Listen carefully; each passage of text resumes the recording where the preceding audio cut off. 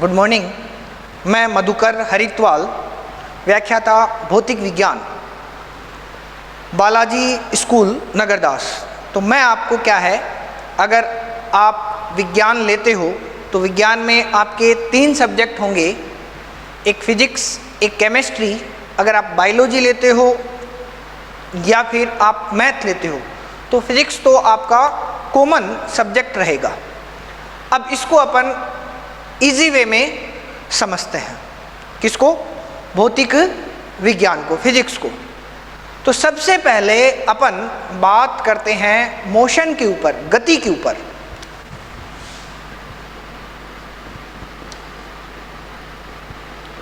गति को इंग्लिश में क्या कहेंगे?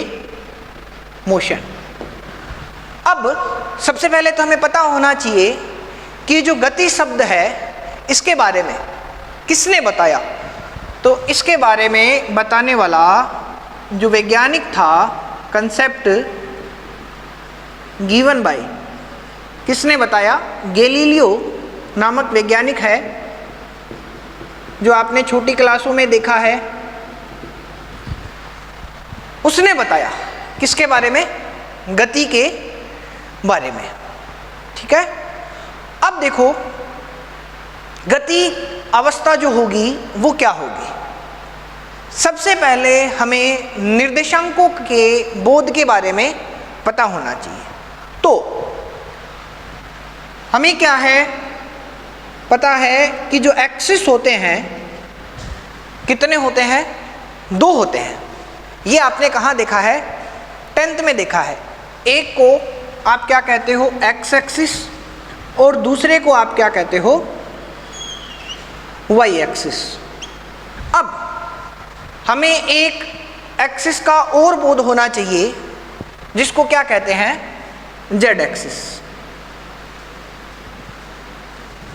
अब एक्स एक्सिस के ऊपर आप क्या लिखते हो? इतने दिन तो इतना ही लिखते थे, y = 0, अर्थात y का जो मान होगा वो कितना होगा? 0 होगा। परंतु अब हमें जब 3 एक्सिस हो जाएंगे तो हमें लिखना पड़ेगा z का मान क्या होगा? 0 होगा। ये जो y है, y एक्सिस है, अगर मैं आपको यहाँ पे पूछूं कि किस किस का मान 0 होगा, तो एक तो x एक्सिस का और एक z का मान क्या होगा? 0 होगा। z एक्सिस के ऊपर किसका मान? एक तो x का और एक y का जो मान है वो क्या होगा? 0 होगा। अब यहाँ पर ये जो स्थिति है वो क्या कहलाएगी? x और y क्या? तल। जो प्लेन होते हैं वो कितने होते हैं? 3 होते हैं। इस प्लेन को क्या नाम देंगे? एक्स वाई तल। इसको क्या नाम देंगे? ये y आ रहा है, यहाँ पर z आ रहा है, तो इसको क्या नाम देंगे? y और z तल। और ये जो स्थिति है यहाँ पर क्या नाम आ रहा है? z, यहाँ पे क्या नाम आ रहा है? x। तो यहाँ पर किसकी स्थिति होगी? x z तल की। ये जो पॉइंट है, तीनों एक्सिस जो है उनका जो कटान है, बिंदु है, वो क्या कहलाता है? मूल बिंदु कहलाता है। क्या कहलाता है? मूल बिंदु। और इसके जो निर्देशांक होते हैं वो इतने दिन तो आप 0 0 लिखते थे, पर अब आपको एक स्थिति और लिखनी है 0 की, अर्थात x का मान भी 0 है, y का मान भी 0 है और z का मान भी 0 है। तो ये मूल बिंदु के क्या है? निर्देशांक हो गए। अब इस स्थिति को समझते हैं कि ये स्थिति रियल में कहाँ है। तो रियल में समझने के लिए अपना जो कमरा है उस कमरे का अपन क्या है? कॉर्नर ले लेते हैं। ये क्या हो गया? कॉर्नर हो गया। अब ये जो कॉर्नर है, ये जो लाइन दिखाई दे रही है आपको, ये जो कोर दिखाई दे रही है, ये कोर क्या कहलाएगी? एक्स एक्सिस कहलाएगी। ये वाली दिखाई दे रही है, इसकी तुलना करते हैं अपन इससे, तो ये तो क्या हो गया? X axis. इसके ठीक ऊपर वाला ये जो कोर दिखाई दे रही है, जहां 2 प्लेन एक दूसरे को क्या है? टच कर रहे हैं, तो ये जो कोर होगी क्या कहलाएगी? वाई एक्सिस कहलाएगी। और इस कॉर्नर से यहाँ पर एक कोर और होती है, जिसको ये वाली कोर, ये वाली जो कोर होगी वो क्या कहलाएगी? जेड एक्सिस कहलाएगी। इस स्थिति को समझने के लिए आप कमरे का जो कॉर्नर है, आपने घर में जो कमरा है उस कमरे के कॉर्नर की स्थिति को आप इजी वे से समझ सकते हो। तो एक तो हो जाएगी एक्स एक्सिस एक हो जाएगी वाई एक्सिस, और ये जो नीचे वाली स्थिति है वो हो जाएगी कौन सी, जेड एक्सिस। अब जो आपका ब्लैक बोर्ड है वो इसी दीवार के ऊपर ही तो है, अगर ये कमरा हो तो इस दीवार के ऊपर है। अब यदि मैं आपको कहता हूं कि ब्लैक बोर्ड कौन से तल के ऊपर है, तो आप इजी वे में बता सकते हो ब्लैक बोर्ड कौन से तल पर होगा, एक्स वाई तल के ऊपर होगा। अब यदि मैं आपको कह दूं कि मैं कौन से तल के ऊपर खड़ा हूं, तो मैं तो यहां खड़ा हूं, अगर पेन की स्थिति मेरी माने तो मैं यहां खड़ा हूं, तो मेरी स्थिति कहां होगी, कौन से तल के ऊपर होगी, एक्स और जेड तल के ऊपर होगी। तो अपन ने 3 तल की बात कर दी। अब देखो अपन क्या करते हैं, देखते हैं गति के प्रकार किसके आधार पर, वीमा के आधार पर। तो वीमा के आधार पर किसके, गति के प्रकार देखते हैं। तो वीमा के आधार पर जो गति है वो ये बताई गई कितने प्रकार की होती है, 3 प्रकार की होती है। अब इसमें एक शब्द आ रहा है वीमा, जिसकी चर्चा अपन दूसरे वीडियो में करेंगे कि वीमा क्या होती है। वीमा को इंग्लिश में बोलते हैं डायमेंशन, क्या कहते हैं, डायमेंशन। तो वीमा के आधार पर जो गति है वो कितने प्रकार की होती है, 3 प्रकार की होती है। एक विमीय गति, दूसरी स्थिति है द्विविमीय गति, और जो तीसरी स्थिति है वो क्या है, त्रिविमीय और गति। एक विमीय गति को इंग्लिश में क्या, 1D, द्विविमीय गति को 2D और त्रिविमीय गति को 3D। D कहाँ से आ गया, D आ गया डायमेंशन से। इसको इंग्लिश में बोलते हैं 1 dimensional motion, 2 dimensional motion, 3 dimension, और गति को इंग्लिश में बोलते हैं मोशन। अर्थात अपन शॉर्टिंग करें तो अपन ये कह सकते हैं 1D, 2D और 3D। अब देखो अपन किसकी स्थिति ले, एक सड़क की स्थिति ले ली, ये रही सड़क। इस सड़क के ऊपर अपन किसका एक वाहन बना देते हैं। ये अपन ने क्या है, एक बस की स्थिति बना दी या फिर एक गाड़ी बना दी।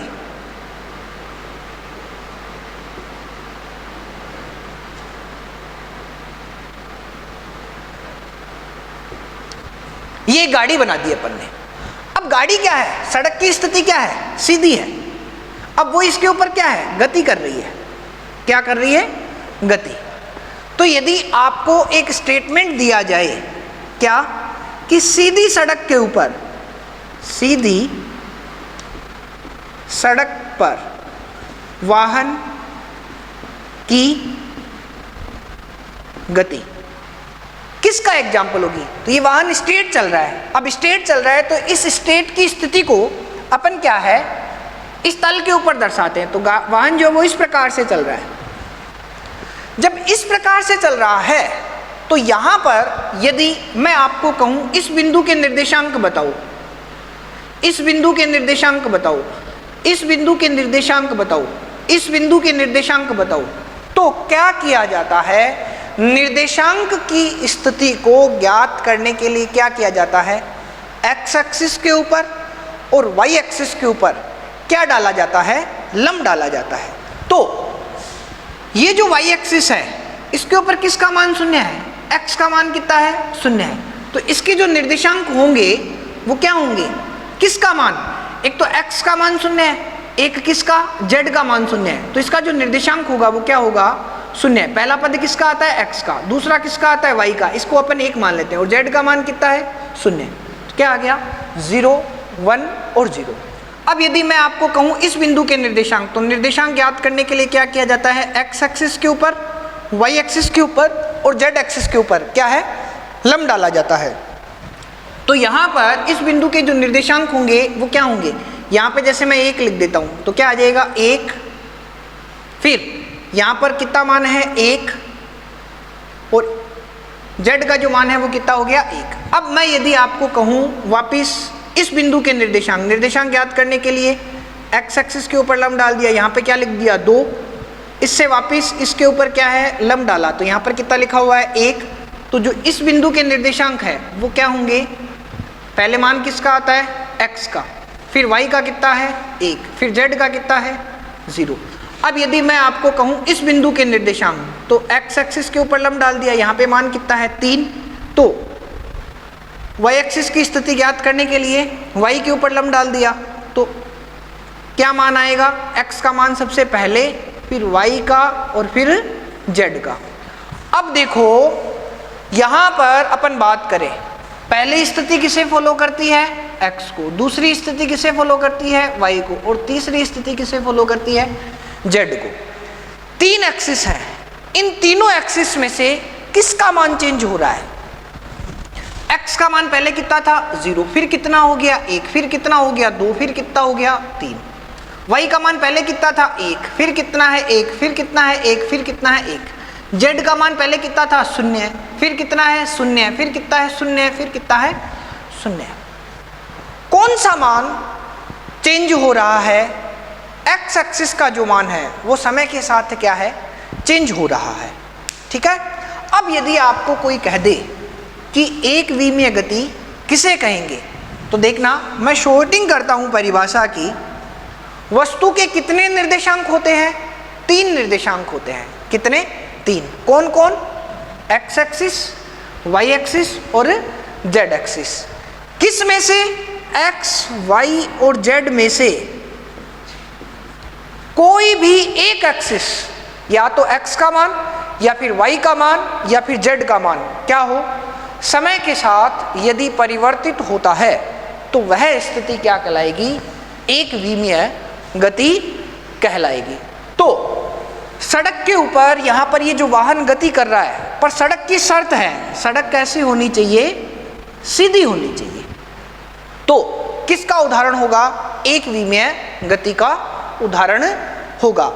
अब ऐसे ही ट्रेन जो है वो गति करती है, तो पटरियां एक दूसरे के क्या है, समांतर है। तो अगर आपको कह दे ट्रेन की गति किसका उदाहरण होगी, तो एक विमीय गति का उदाहरण होगी। अब अपन बात करते हैं द्विविमीय गति की।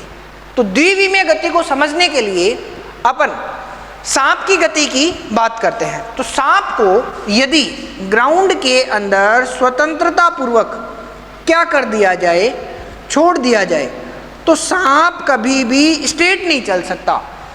सांप हमेशा वक्रित रूप में चलता है, ऐसे ये वक्रित स्थिति में चलेगा।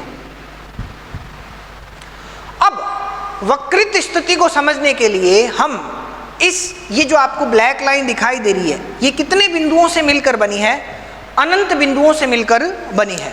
तो अपन इसके कोई भी 3 पॉइंट ले लेते हैं। एक पॉइंट अपन ने ये ले लिया, एक अपन पॉइंट ये ले लेते हैं, और एक अपन ये तीसरी स्थिति ले लेते हैं।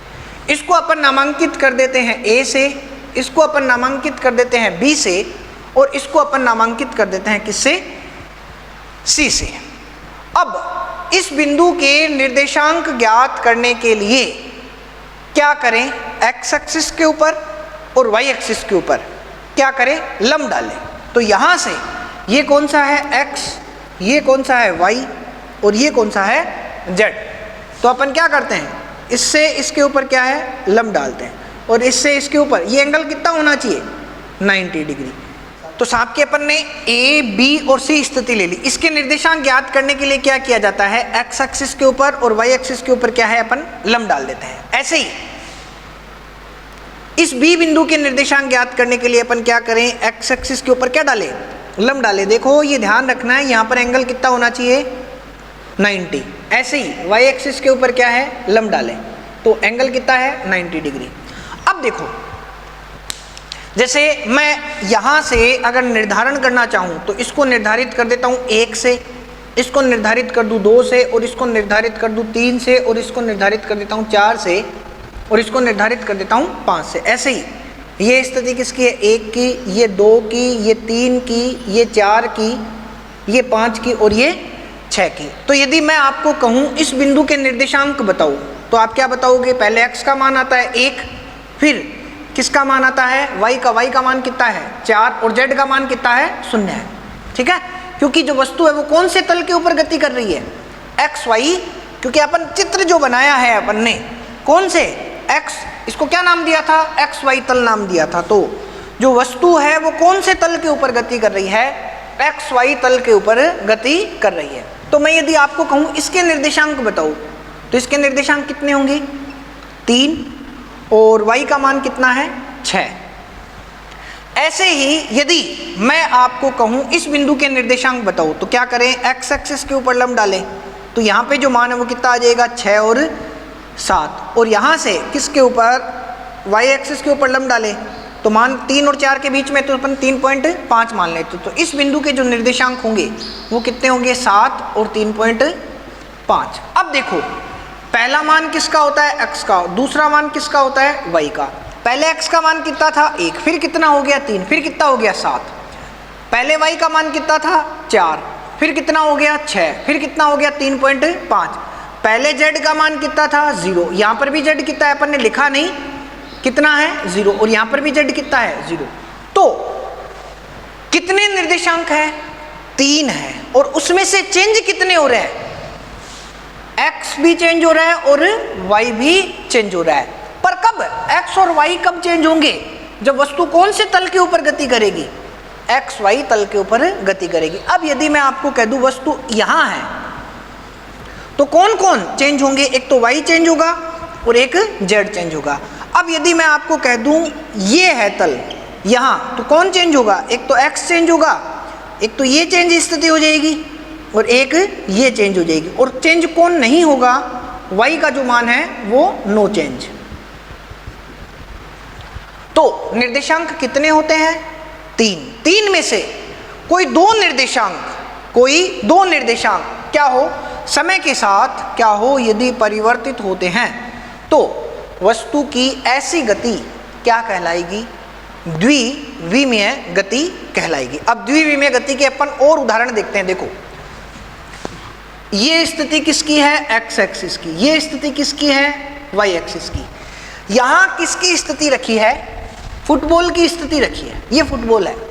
अगर इस फुटबॉल के ऊपर अपन क्या करें, किक लगाएं, यहाँ से एक व्यक्ति ने क्या है, इसके ऊपर क्या है, किक लगाई। किक लगाते ही ये जो फुटबॉल होगी किस साइड, ऊपर की ओर जाएगी, फिर वापस किस साइड आएगी, नीचे की ओर आएगी। तो अब यदि यहाँ पर अपन निर्देशांक ज्ञात करें तो पहले निर्देशांक अलग होगा, फिर निर्देशांक अलग होगा। तो किस किस का मान चेंज हो रहा है, एक्स का और वाई का मान क्या हो रहा है, किसके साथ चेंज हो रहा है, समय के साथ। निर्देशांक होते कितने हैं, 3। तो परिभाषा क्या बन जाएगी, तीनों निर्देशांकों में से कोई दो। अब कोई जरूरी थोड़ी आप इसको x मानो, इसको y, आप इसको y भी मान सकते हो, इसको z भी मान सकते हो। तो दो निर्देशांक समय के साथ क्या हो, परिवर्तित हो, क्या कहलाएगी, द्विविमीय गति कहलाएगी। अब आपको प्रश्न कैसे पूछा जाता है, प्रश्न इस प्रकार पूछा जाता है, एक व्यक्ति फुटबॉल के ऊपर किक लगाता है, फुटबॉल की गति किसका उदाहरण है, ऑप्शंस में आएगा एक विमीय, द्विविमीय, त्रिविमीय और इनमें से कोई नहीं। तो किसका उदाहरण दोगे आप, किस पे गुड करोगे, द्विविमीय गति पर क्या कर दोगे, गुड कर दोगे। ऐसे ही हम क्या देखते हैं कि जो फौजी लोग होते हैं वो किस से, तोप के अंदर क्या डालकर, एक गोला डालकर पीछे से यदि क्या लगा दी जाए, आग लगा दी जाए, तो वो जो गोला होता है वो क्या करता है, गति करता है। तो उस गोले की जो गति होगी वो किसका उदाहरण होगी, गोला कैसे गति करेगा, देखना पहले तो गोला स्ट्रेट जाएगा, फिर किस साइड आएगा, नीचे की ओर आएगा। तो स्ट्रेट चल रहा है, कुछ दूरी तक तो स्ट्रेट चलता है, फिर गिरेगा कहाँ, नीचे गिरेगा। कब, जब किसकी स्थिति, यहाँ पर जो तोप है वो स्ट्रेट एकदम सीधी रखी है, पर यदि तोप का मुंह ऊपर की ओर है तो यहाँ से जो गोला निकलेगा वो किस साइड, पहले ऊपर जाएगा, फिर किस साइड आएगा, नीचे की ओर आएगा। तो किसका उदाहरण होगा, द्विविमीय गति का उदाहरण होगा। ऐसे ही अब देखना दो प्रश्न आते हैं। एक प्रश्न तो ये आता है कि पृथ्वी से कम ऊंचाई से, भाई अपन कहाँ है, अपनी स्थिति कहाँ है, अपनी स्थिति होती है पृथ्वी की सतह के ऊपर, अपन कहाँ है, पृथ्वी की सतह के ऊपर। अब यदि ये पेन तो पृथ्वी से कम ऊंचाई पर है, यदि अपन इसको स्वतंत्रता पूर्वक छोड़ेंगे तो कौन सी गति होगी? अब यदि मैं इसी पेन को एक 50 मंजिला ऊंची इमारत है वहां से यदि स्वतंत्रता पूर्वक गिराऊंगा तब कौन सी गति होगी? तो अगर कम ऊंचाई से वस्तु को गिराया जाता है तब तो वो स्टेट आती है ना। अगर अपन पत्थर ले लें और उसको स्वतंत्रता पूर्वक गिराएं तो वो सीधा नीचे की ओर चला जाएगा। अगर उसी पत्थर को अपन बहुत ऊंची इमारत है वहां से ले जाकर गिराएं तो हम देखते हैं वो नीचे नहीं गिर कर हवा के बहाव में कुछ दूरी तय करके फिर गिरता है। कब? जब ऊंचाई क्या हो, बहुत ज़्यादा हो। तो यदि यहाँ से अपन पत्थर गिराएंगे तो पत्थर क्या होगा, यदि हवा का प्रवाह इस साइड होगा तो ये जो पत्थर होगा वो यहाँ पर नहीं गिरकर कहाँ गिरेगा, यहाँ गिरेगा। गिरेगा या नहीं गिरेगा? गिरेगा। पर कब? जब ऊंचाई क्या हो, ज़्यादा हो। तो हमारे पास दो प्रश्न आते हैं। एक प्रश्न तो ये कहता है कम ऊंचाई से पत्थर गिराया गया, किसका उदाहरण होगा? अगर कम ऊंचाई से गिराएंगे तब तो केवल और केवल कितने निर्देशांक, एक निर्देशांक समय के साथ परिवर्तित होगा, तो वो तो किसका, एक विमीय गति का उदाहरण हो जाएगा। और यदि अधिक ऊंचाई से गिराएंगे तो वह किसका, यहाँ पर कितने निर्देशांक, वक्रित स्थिति है या नहीं है? देखो ये किसकी स्थिति थी, वक्र के रूप में था। ये किसकी स्थिति है, वक्र की स्थिति है। ये किसकी स्थिति है, वक्र की स्थिति है। तो वक्रित स्थिति होती है तो वह किसका उदाहरण होगा, 2D का उदाहरण होगा।